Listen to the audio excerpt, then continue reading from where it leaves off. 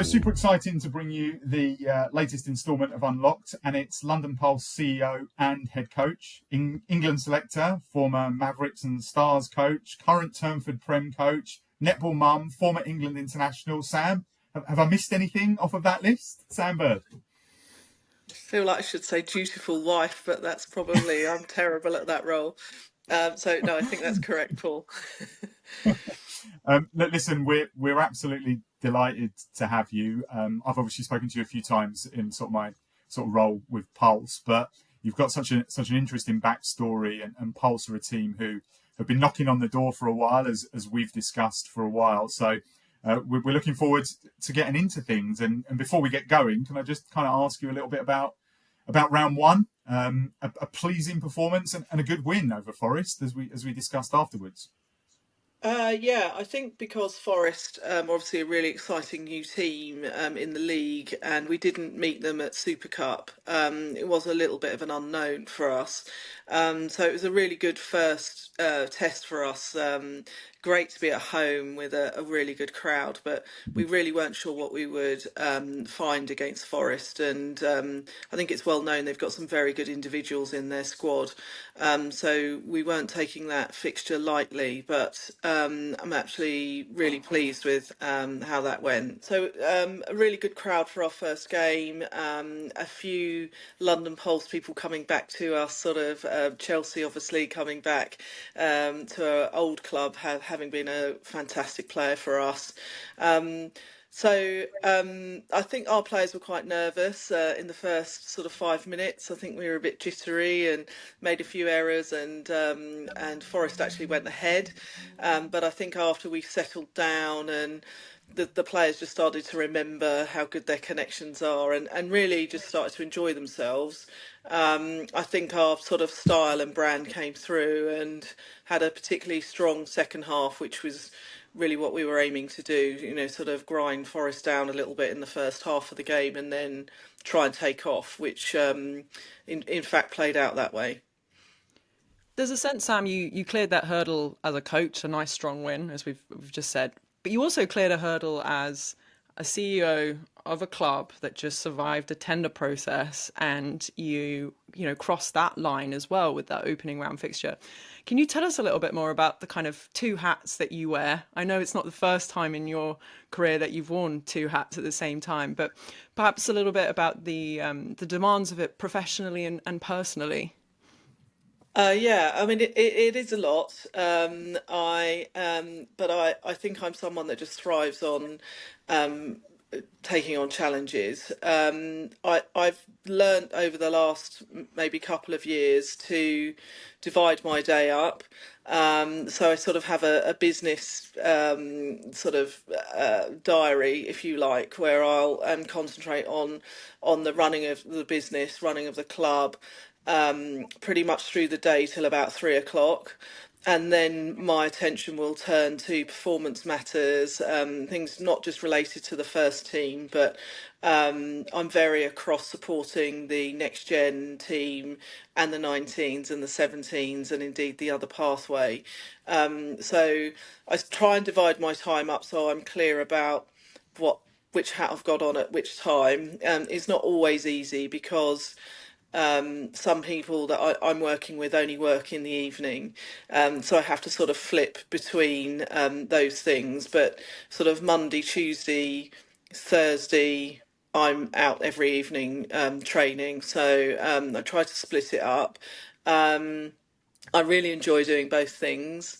The running the business is a challenge at the moment. It's sort of be careful what you wish for, isn't it? So we were really keen on putting in a really strong bid under the tender process, and the staff we had did a really great job in making a strong application. I think we ended up uploading something like 150 policies and documents, Chloe. So and then showing a lot of videos and trying to really get across what our philosophy is about changing young women's, girls and lives in London and across the southeast. So it was quite an exhausting process of itself, but we were delighted to be given a place in the new landscape. But with that privilege comes a lot of work as well, and there certainly is a lot of work that's been done, and a lot of work to go, definitely. How did you, Sam? How did you kind of balance that? Like Karen spoke a little bit about it when we spoke to her, Karen Gregg, about kind of having to kind of negotiate the very real fact that, as confident as some teams might be that their bid was good, the decision was very much out of your hands. So, like, how did you balance that with a team that was obviously competing at the very highest level? And we're talking about sort of getting into the semi-final stages of last year's Super League as well. How did I manage it? Probably not as well as I would like to have done. Um, and I think sometimes it's getting the balance right with being just honest with the players and staff as well. So my natural position is to take everything on myself and let everybody else not have that pressure of, gosh, what if we don't even get, an offer? That means I'm no longer employing these people. What does it mean for the players?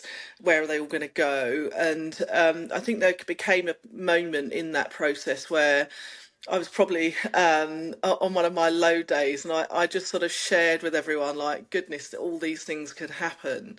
And actually, they all just then rallied round. So I think I learned that it's actually quite a good thing to let people know how hard it is. And how, I mean, it's even quite emotional thinking about it, but the staff and the players are so invested in the club as well, that it sort of just then galvanised me that, look, we are doing the right thing. Let's be optimistic about our prospects of winning this, and then when we win a place in the new league, we really need to drive it and make sure it succeeds, because that's the pressure now. The pressure now is to do everything we can as a club to try and make this league succeed and be successful for years to come, and that's not an easy prospect either. Yeah, I wanted to pick you up on that a little bit, Sam, because we actually saw a Deloitte report that came out that sort of said that elite women's sport is predicted to exceed 1.8 billion globally in 2025. And there's basketball actually predicted to surpass football, probably from over in the US driving that. But where do you see netball in that landscape? Is it set up to compete, do you think, with the process that you've just been through and the 10 years that are ahead? I think the jury's still out, Chloe. I think what we do know is that people that have a touch point with our sport, on the whole, fall in love with it. So anybody that's got a connection, whether they're a dad, a player, a sibling, a partner, they most people, once they see netball played at a strong level like this, will buy into it. The bigger challenge still remains that we're predominantly a female sport. Female sport is the bigger part of the sport, the female side of netball over male. And we're having to compete in a space with other women's sports, but who have the backing of being connected to a male platform. And I think we're in a unique space with that, and that is very challenging. And whilst it can be an asset, it can also be something that hampers our progress as well, because if I had a pound for every time I've spoken to men in businesses who simply do not know what netball is. And women for that fact, or women that might have played netball in the rain when they were 10 and have these dreadful memories of them, and now they're really successful in the corporate world, but don't have any any notion of, oh, well, this is really great, we'd really like to back you. So there's a lot of barriers still to get over. But I think what I always come back to is that netball for me is a really strong product. It's a really strong game. It's a game people love to play. It's got teamship. It's got competitiveness. It's got the personalities, and the challenge is rolling this out to your average couple of guys that might be talking about sport in the pub, that are talking about netball as well as talking about football or rugby, and that's the challenge, but it's difficult. You've mentioned there, Sam, that it is difficult, and I've been fortunate enough to cover the sport for a while. I've got a daughter who plays it. I think that challenge of bums on seats always feels like maybe the most obvious one, but perhaps that's one that can maybe be further down the line. I come back to the point that I think maybe there are processes in place that can in turn help put that in place, if that makes sense. So let's get our setup right, let's get our communications right, let's get our kind of content right, all those sorts of things. Where do you feel like netball should, and maybe will take its first few steps on this big process? So lots of women play netball and lots of men play netball in this country and have done at some point of their life in their life. 90% of them have no interest in watching professional netball right now. And that's got to be the target audience for me, is that people that have played the game and know it's a hard game to play, but know it's a fun game and has all those values. It's getting those players to really want to come and support a team. So, if you live in Manchester and you play netball, your grassroots netball on a Sunday morning, why not then go and watch the Super League team with your family and enjoy that? And the truth at the moment is that most participants with netball have no interest in watching Super League netball or England netball or international netball. The second challenge is if we then convert some of those, which I believe we have at Pulse, and we've built up our fan base over the last 3 or 4 years to a healthy number now. I think we had just under 3,000 in for Forest. We've got approaching 4,000 for the London Mavs game in a couple of weeks' time. What we then need to change is that you don't just come as a one-off. So many people watch netball as a one-off a season. So they'll say, right, there's the season. Let me pick the one game I want to go and watch. Most netball fans know which games are going to be closer potentially. That they'll book those games and they come and have a great time and all the feedback's great, but they only come once. So for us, the skill and the next step for certainly Pulse is, okay, well, you had a great time. Why are you not coming back? Come again. We need your support. Sort of being a bit more honest about how valuable their support is and what difference it makes to us as a club, and that we really do want to build our fan base and we value our fan base. And instead of once a year, come twice, come 3 times a year. And that would make a huge difference, I think, to both clubs, both not just economically, but in terms of the atmosphere for the games, because you want a good atmosphere on every game that somebody's paid to come to. And if there aren't enough people there and you've paid to come, you're looking around you like, well, okay, not sure I would do this again. Yeah, I think that's really interesting because that's kind of what these new rules and things we're trying to get in front of, is like trying to make all the games exciting and all the games fun to watch. And we already see, and I think, I don't know how you feel about it, Sam, but with round one, it's a bit of a mixed bag already as to what those new rules have kind of done for the product. But one thing you mentioned earlier that I'd love to come back to is you talked about with the tender process making a footprint for netball in London as the capital. Living here myself and playing netball around the area, it's difficult to get time to put yourself on a netball court here, especially indoors, and it's quite spread out. And what's your experience been like of putting roots down in London, and why do you think it's so important that actually netball does flourish here? The experience is that there are very few leisure centres that can accommodate netball. If you want to go and just book a netball court indoors in particular, it's very difficult to find one. It's very difficult also to find a booking, if you're lucky enough to find a venue, for one that you can keep beyond a 12-week booking.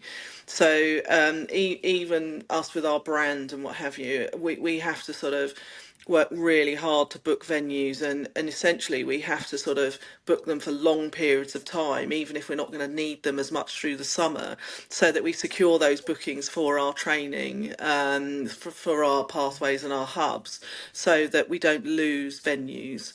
So venues, there is a shortage of, definitely, in London. I think the other challenge in London is that there's a million and one things you could be doing with your spare time.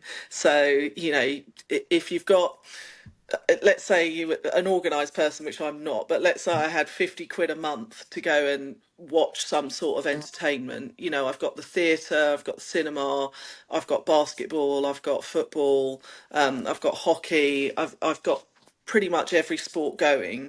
And so netball is competing in that space as well, as a participant and as something to go and watch.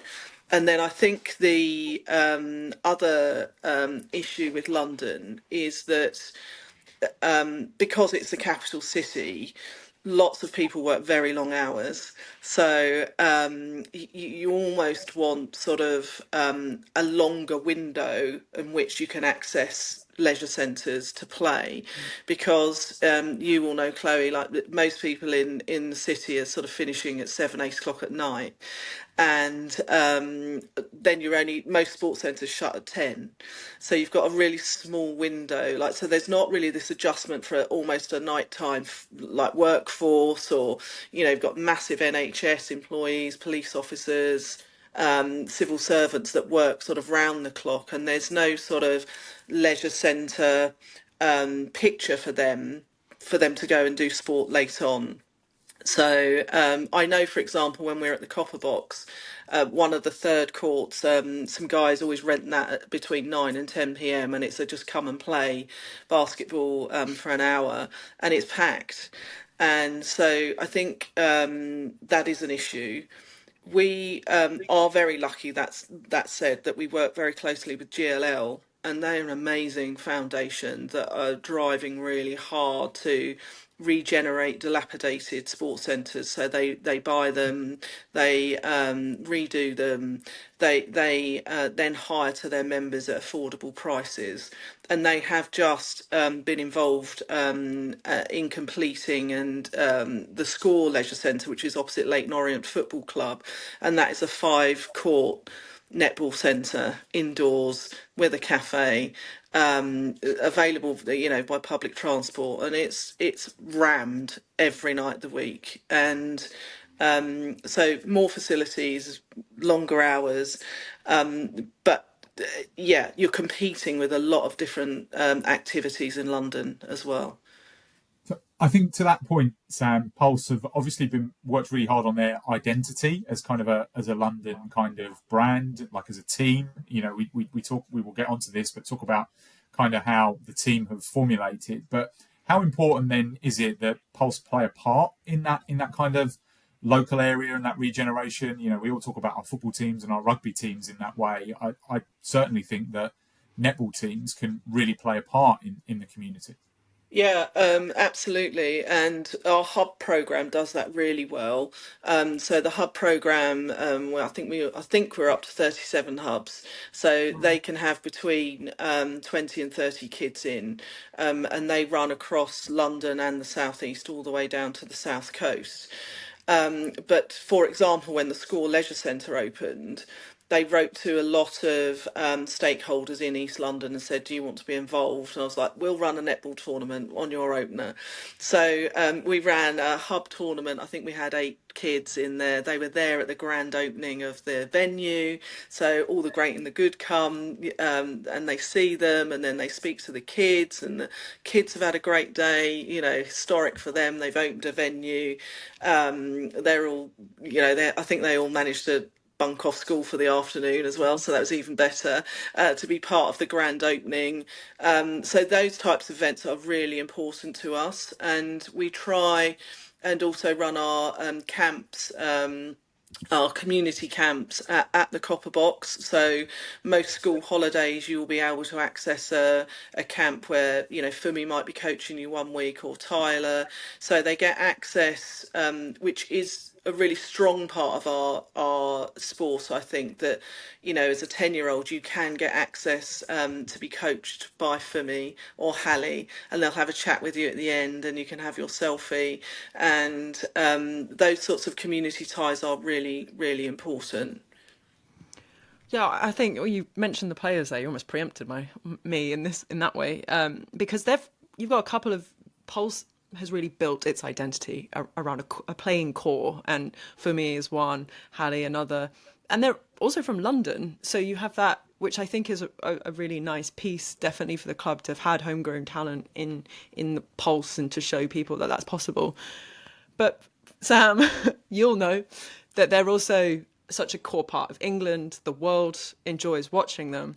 So suppose to just pivot back to netball for a second, how are you retaining them as talent when you must know that there are folks after them and there are people calling for them to go overseas and whatnot? What's that look like for you? Yeah, it's a really weird feeling, Chloe, because on a personal level, you're really excited for them. And then on a club coach point of view, you're like, no, I just want to put you in that broom cupboard and no one can access you. So you get really mixed emotions about it, that particularly when you've sort of worked with these players and they have grown up really with alongside me. So, Liv and for me, they've been in the club since they were very, very young. And so it's more than a sort of coach relationship. They're very personal relationships that we have with them, and they know that we have their back. It has been difficult because certainly I would say 4 or 5 of the current roster were approached from abroad this year, and pretty much all of them were approached by other franchises. So they are in demand. And why wouldn't they be? They're great players, and I think our cunning plan really is that we have to accept that those players and indeed celebrate those players getting opportunities globally. Netball has changed their lives. Already, and if you've grown up in East London and then all of a sudden you can go and live on the other side of the world and play netball as your job, that's pretty cool, isn't it? So we have to celebrate that. But our cunning plan really is to just have 20 more of them in our pipeline. And I believe we do have that. I mean, at the moment, it's only a snapshot, but, as of today, the senior team 1 game in, but we're at the top of the table. The 23s next gen are at the top of the table. The 19s are at the top of the table. The 17s, I think, are first or second. And then our Pulse Power pathway are both teams are also in the top three in their respective leagues. So, of course, that might not end up that way at the end of the season, but as a snapshot, it sort of shows the intent and the desire we have to reproduce what we've done with the players you now see in the Super League team through our pathway. And we're very proud of that and very driven to just keep producing the best players we can produce. And that's a big aim of ours. Just to segue slightly, because you mentioned it there, probably should have asked you a little bit about this earlier, but what possessed you to take on another entire region, Sam, with the Pulse Power side of things? That we kind of glossed over a really busy off season, but that also involved Pulse taking in like a brand new kind of area. Yeah, that was quite stressful. So we were all awarded the bid, and we didn't know who else. The process of it is we didn't know who else had been successful, and we went to offices in London on the day, and we literally walked in and found out who else had been successful.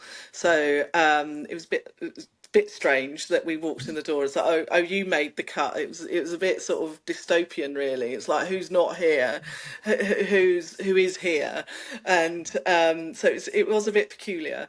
But we sort of worked out who those were, and obviously there was quite a lot of noise about the location of the teams that have made it into NSL 2.0, with a lot being in the Midlands. and there being this gap with Surrey Storm no longer being in the league and Bath no longer being in the league. And whilst this was all unfolding, we were sort of, well, I was approached by England Netball to say, well, look, these are the teams that have sort of made it in terms of NSL, but we've got our pathway to look after, and there are now gaps. And so I was like, yes, there is a big gap. We're now the most southerly team between here and Brighton. What's going to happen with that pathway? And so that was actually England Netball that approached me to see whether we would take over or run a second pathway in that southerly area. And then there was a lot of toing froing because it was very short notice. I think we had about a month to set it up. So it was pretty frantic. In a moment of weakness, I said, yes, we'll do it. And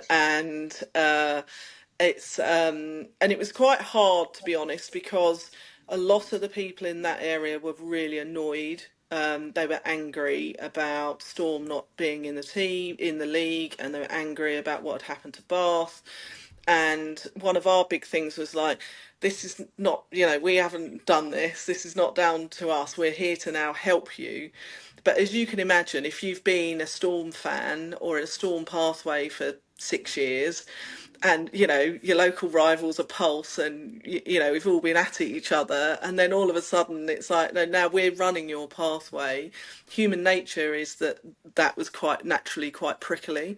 So we had a lot of conversations with the counties that were involved, and a lot of late night meetings trying to win over some hearts and minds, and just basically saying, look, we're just going to give this our very best.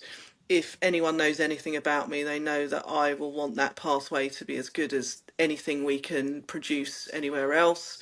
Trust us and see how it goes. And I think the staff and coaches that have run that pathway have done an excellent job for us within the London Pulse family. Incredible challenge. That sounds ridiculous. Yeah, to have just been. By the way, can you do that?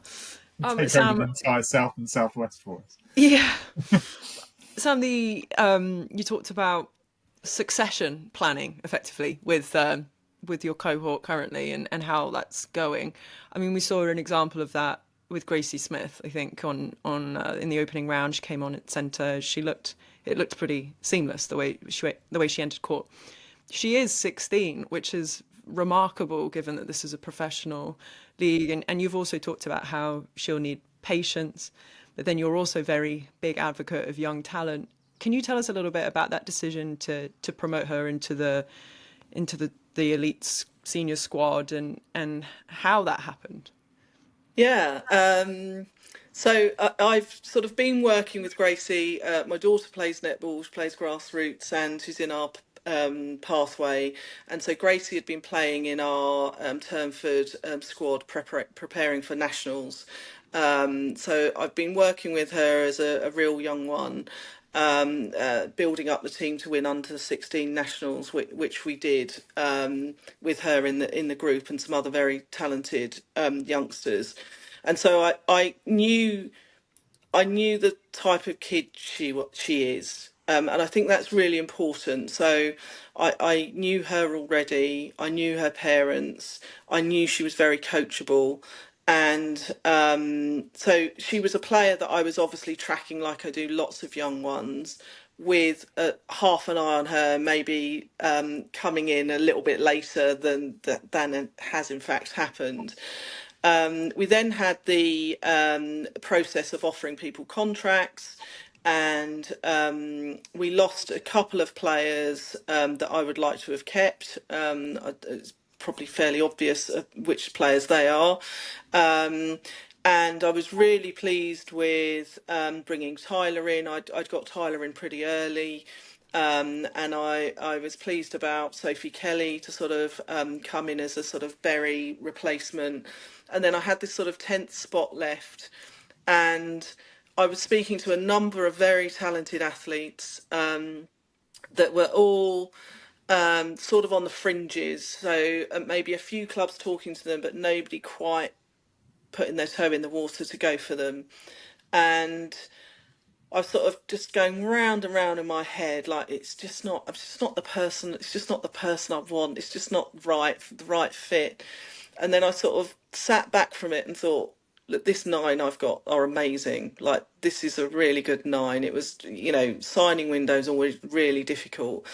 And I was like, look, let me go back to what our philosophy is, and that is trusting the next best thing. So, trusted Fumi when she was the next best thing, trusted Zara when she was the next best thing, Hallie, I mean, Liv.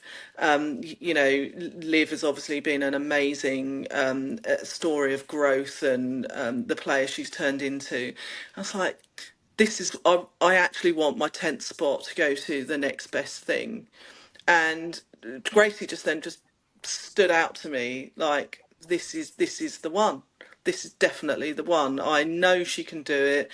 She's very physically advanced for a 16-year-old.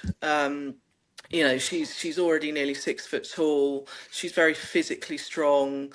She was in the positions we were looking at, and I sort of spoke to Fiona, who normally is good sanity check for me. She was like, "No, you've gone mad again. Don't do it." And she was like, "Look, if you're really that excited about this kid, just do it. Go for it."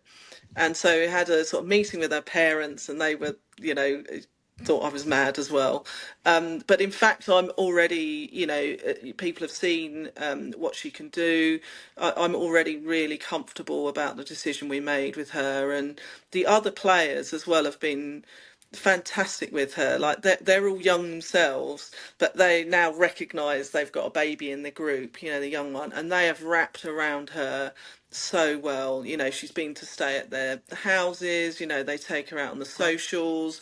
That they recognise that she's got to get home by a certain time. They've been outstanding with her, and I'm so happy that I made that decision. It's a fascinating decision, and one we'll see growth. A little bit tied into that, I suppose, Sam, and kind of the point we made about squad building and keeping hold of talented players. It's sort of age old in sport. Not too much has been made about salary bands this year. And I don't expect you to kind of go into confidential detail, but as we kind of move forward in this process, did that help in some ways, being able to kind of shape your squad and kind of know where and when you could go after things? I'm kind of interested because I suppose it's quite new to netball to deal with that. Yeah, I think it was. They do it in the ANZ, so they've always had sort of tiers. They've had tiers of payment for a while. Um, I again, I had a bit of a journey with this because when they first mentioned it, I was like, no, don't like that. I don't like tiers. I don't like bands. I want to just pay my players whatever I can negotiate with them, and that it doesn't give me enough wiggle room to if I keep them, then what am I going to offer? But actually, the banding made the salary part of the conversations very easy because the players like to feel they're getting the same as everyone else. So that's sort of it. Once you're negotiating something and you say right, you're a band B player, they already know what that range is, and so the conversations actually were good because they turned to performance matters. So instead of quibbling over 50 quid difference between me and the club up the road, we were then talking about, well, what are you going to give me as a player? What extra resource am I going to get? What's going to make me better? Are you going to make me famous? That is quoting one of my players. So it was all about the sort of other stuff, which is different to the past. So that was quite interesting, and as a result of some of that, we have improved our performance. So, for me, for example, wanted some extra defending specialist coaching. So did Livy, and so we've got that for them. And so I quite enjoyed the process in the end because it was not about you know most clubs are paying the same sort of money anyway. So it was quite good to just get away from that. Unless you're the marquee player, everyone's sort of on the same sort of banding and therefore the same salary. And so the more important conversations was, well, how do we make you better? Do you want to win? How are we going to win? How am I going to help you to win? And it was much more sort of interesting conversations than just, I'd like X, please. You know, so and I thought the players responded to that really well as well. We had some really good negotiations, some hard ones. Some, you know, some players I lost that I went for that I just couldn't attract. But that's the way it goes, you know. But it was much more interesting than I thought it was going to be. That's really interesting, I think, actually, Paul, isn't it? Yeah, that is good. The Can I add that to strategy. our list of questions to ask everybody? That was Yeah. good. Sam, we've been picking your brain as I feel like more CEO than head coach. So I'd love to pivot to you as a coach and your coaching career, because actually you started it while you were working as a lawyer. Can you tell us a bit about that? What possessed you to try and do two things at once? Um, I think because as a player, I played a long time ago, and as a player, I was always balancing my career then. So I was balancing playing for England as a young lawyer at the time. I was injured early as a player and had 7 knee operations that couldn't fix me, and so I had to retire early. So I was finished playing by the time I was 24, and so that then meant I sort of threw myself into my legal career and managed to convince people to send me around the world and negotiate things like police cooperation agreements, counter-terrorism agreements, things like that. So I really enjoyed that. But netball has this sort of way of calling you back to it, I think. And I was called back just because I missed everybody. I wanted to be involved. And I went back to coach my old county, which was Essex Met. So I went back as a county coach. And then when the Super League started up, it started as a Super Cup, actually, I think. I was invited to work with teams then. So I was involved with Mavericks from its setup. And I've just really enjoyed coaching and being around athletes and just still being involved in netball in a sort of fairly critical way, I suppose.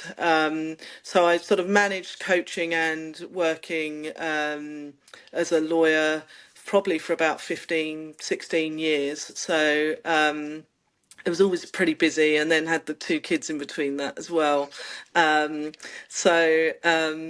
yeah, I'm used to balancing things. So I think as a player and then moving into a coach space, I'd been used to sort of having a career and a family and then still coaching.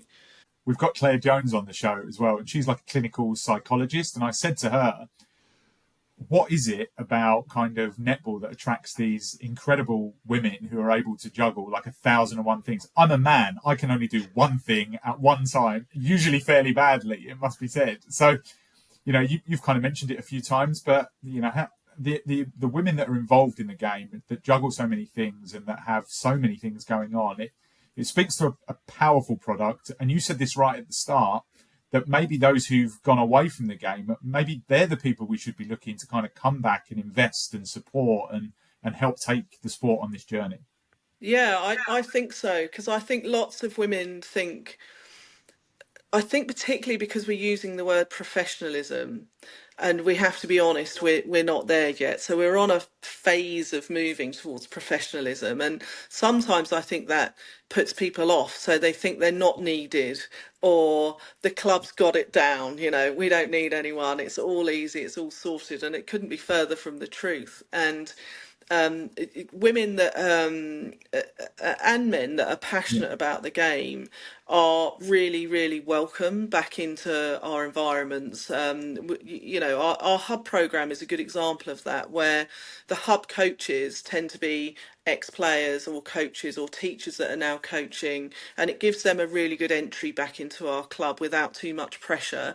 And then those that sort of show that they can do more and want to do more, then sort of get pulled across to the performance side of the club, or the commercial side of the club, or the volunteer side of the club. And there are so many things that still need doing.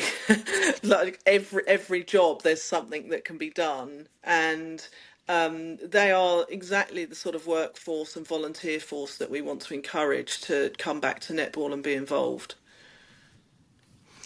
Sam, the you mentioned earlier your very talented players, Liv and Fumi, and how pleased you are to have been involved in their journey. But and so you've coached them. But I'm interested to know if they've taught you anything as a coach, because I guess there's a responsibility when you have really special talent and that you can see is developing to be involved in that. Have they challenged you as a coach? Massively. And as a person, I mean, they've definitely helped my personal growth, definitely. And I think just understand. I mean, it's sort of a popular thing to say now, where we say we're athlete centered, but they have created certainly me to help me develop to be an athlete-centered coach. And it's an easy thing to say and a difficult thing to do, particularly when you are busy. So they know they can tell me anything. They know that I have their back. When they make mistakes, I have their back.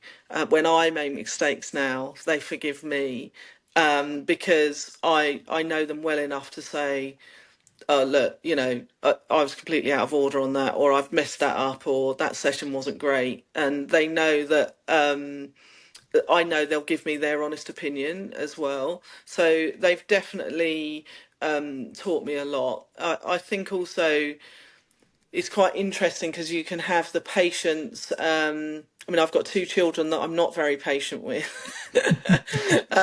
but I'm much more patient with my players.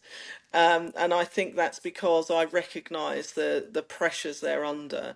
And if you take, again, if you take a snapshot of what their day looks like, they've got uni, they've got to train, they've got to try and have some sort of personal life. They're navigating their way, being in social media and being in the media and being higher profile individuals. They've got to learn to do stuff with their money. They've got they're at that sort of period of their life where there's so much change, and it's hard. And meanwhile, everyone's expecting them to rock up on a weekend and be brilliant. Mm. And so I've learned a lot of patience with them. But I think it's two ways. They know if I'm grumpy that night, they'll know me well enough to just let it ride, and they forgive me as well.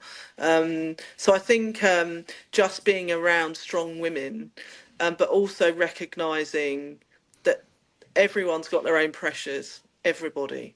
And the netball bit is the fun bit. So we try and park all of that at the door and make our training sessions as worthwhile and as fun as possible. But everybody has their demons, everyone has their challenges, and life's hard, isn't it? So it's really good to be able to just spend time and do think positive things. Like netball's a positive thing we all love, and we all do it together. As kind of your as a coach, what would you say are your kind of guiding principles? It feels like you kind of a little bit answered it there, but we've spoken about identity a lot through this interview, and you've spoken about sort of connecting with the players. But like in terms of sort of as a philosophy, where would you say you are on that? As a philosophy, I just like exciting netball. So I like I've sort of come to terms with teams that aren't perfect, but teams that are watchable, and that teams that can take on other teams. So, and I think you sort of see that in the way Pulse play, and that might be why we've fallen short. That might be down to me, while we've fallen short so far. But I think it's about you know, because we are a diverse club, genuinely, we can style our game and our coaching to manage all that diversity. So, we've got kids in the pathway that can leap for balls and be super quick, and you only have to look at someone like Alicia compared to Fumi. Both got different superpowers, but I try and just coach to bring all those superpowers together. So it's at top level, you're really just trying to enable connections and enable those players to thrive as a group. Further down the line, I would say I'm probably the opposite and just a real stickler for basics and game understanding. So all my young teams that I work with, it's nail the basics, still enjoy it, but understand what the purpose of this game is. Got to get the ball from one end to the other. Yeah.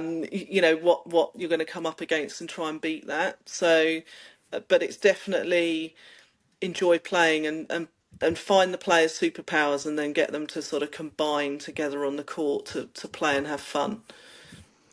I would be amiss, Sam, not to pull you up on the words so far in your answer, talking about your experience as a coach.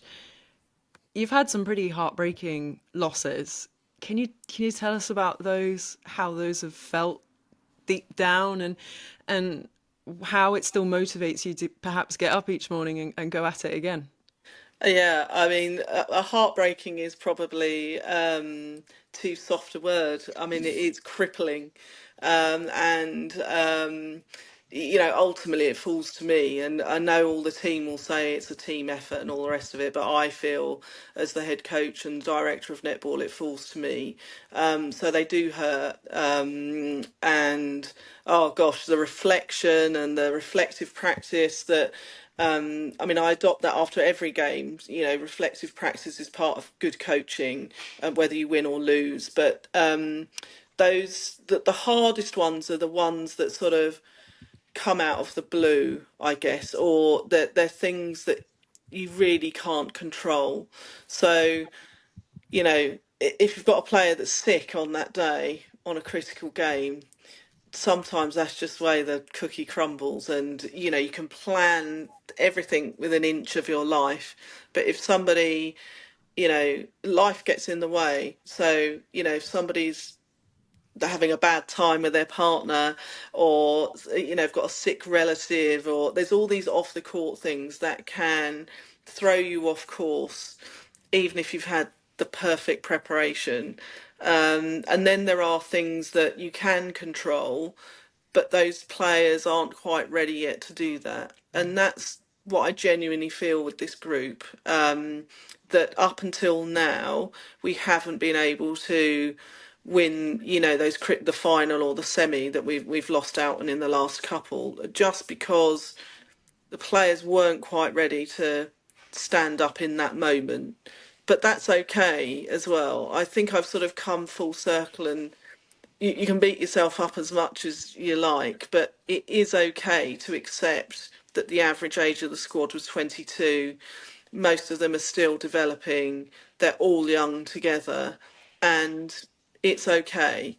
And only one team wins a year, and we can't, as much as I obviously want to win, so does everybody else. And you can't define your coaching for 365 days a year by one knockout. So that's sort of how I finally get myself to sleep at night, Chloe. But there's always a lot of soul searching, more than people will imagine. And I know the other coaches are the same. It's really, really like, what should I have done? What could I have done? I'm not good enough. Should I quit? Could somebody else have got more out of this team? All of those things that go through your mind and that you think really, really seriously about. And then sometimes you just have to step back and say, look, it was 4 goals. Yeah. It's such small margins that you just have to pick yourself up and go again. And that's what we're doing. We spoke a little bit about kind of the players and kind of how they've grown and how you've grown. This is going to sound like a ridiculous question to someone who's wearing several hats, but do you have any more of? Do you have your own ambitions, Sam? Like as a coach, as a CEO, what might they be?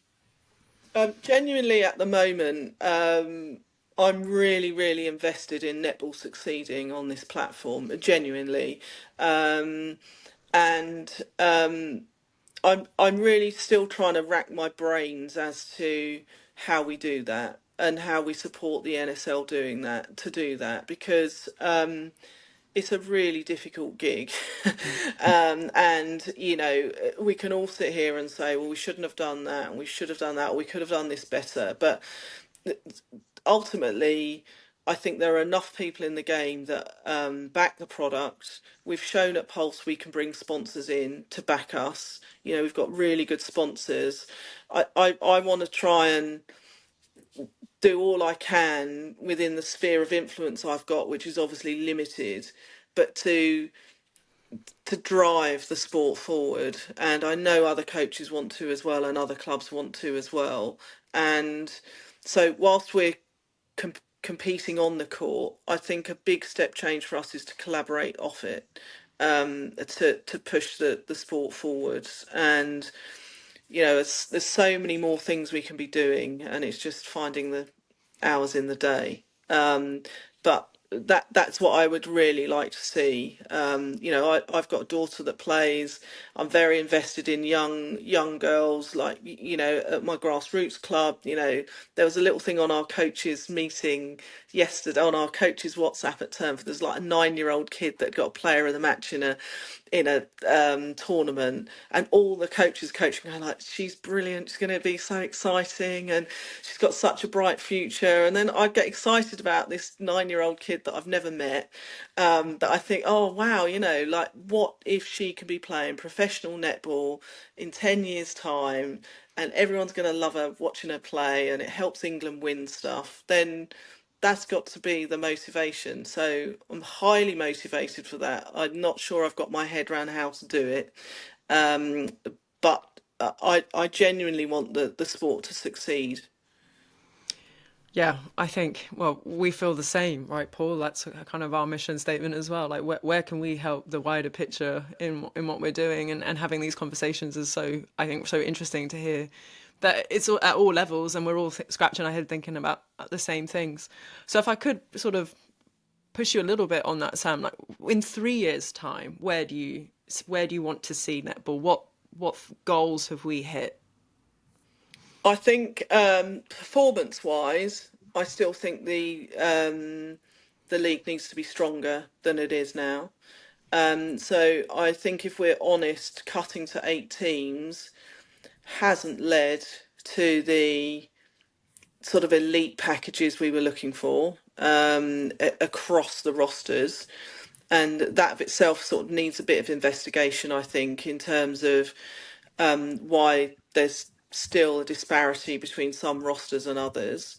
And some of that is to do with geography, and still the pay isn't enough. So, if you were, for example, a strong next gen player and you live in London, and the gap is in Wales, you still can't afford to go to be in Wales if you're only being paid £10,000. So there's that. So have we yet got the best players playing in our league? Probably not. So there's a big piece around that, I think, to make sure we've got the top 80 players playing in the top teams.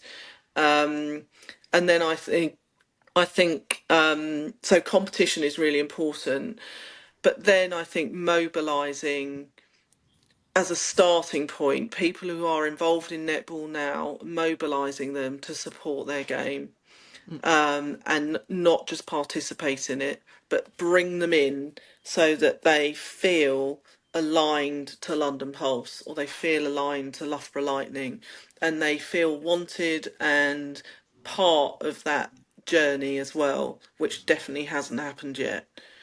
And then I think from that, even if you manage that, you would fill the arenas. So even if you think how many women and men play, if they all came to a game, you'd fill the arenas. And then you start to create, okay, well, sponsors, look, we've got arenas full of 8,000 people. We're worth investing in. Let's actually get us on some mainstream platforms. bigger visibility, bigger success that then feeds into our home nations teams. So for me, it's sort of from the ground up rather than the top down that the change needs to happen. Can I ask, where do you sit on imports, on relaxing rules around those? Um, Probably controversially, I wouldn't want too many. Because I'm an England selector, I guess, and my other mission is obviously and wish is for England to win everything, with Scotland and Wales, Northern Ireland closely behind. But I think imports are really good because you definitely get an insight into the flavour of another nation and how they play. And there's definitely advantages to understanding and being familiar with other types of play. But I think, I mean, even if you take London, there's 9 million people in London, right? If we can't find and produce enough of our own players to produce a top domestic league, then there's a problem. And I think there should be a promotion to try and find the homegrown talent first with the exciting flavour of imports that we have. I mean, our two imports this year are wonderful people, both of them, and we're better for having them in our team. And I'm pretty sure most teams would say that they love having their imports and they add great value. But with only 8 teams, if you have open season on imports, I would fear again because I believe the success of the game has to come from the bottom up. Then you've got to have those players with opportunities to become professional athletes in their own country. It's a fascinating debate. It's a debate that I think is going to go on through the season. We will talk again, Sam, I'm sure, but you've got busy things to do, several hats to wear. I just want to thank you for your time. Like it was great to get that sort of insight into the kind of level of kind of juggling that I think most people involved in a sort of Super League coaching or CEO capacity do. So I hope it gave you a chance to kind of talk as well. That's really what we're about here on the show. No, thank you for having me, and I think it is really good to have a bit longer to say what you really think, and you're providing that platform. So whether people agree with it, that doesn't That's matter. fine. But it's nice to have some time to sort of say genuinely what your thought processes are about things. So I think that's really important. So thank you both for listening to me for that long.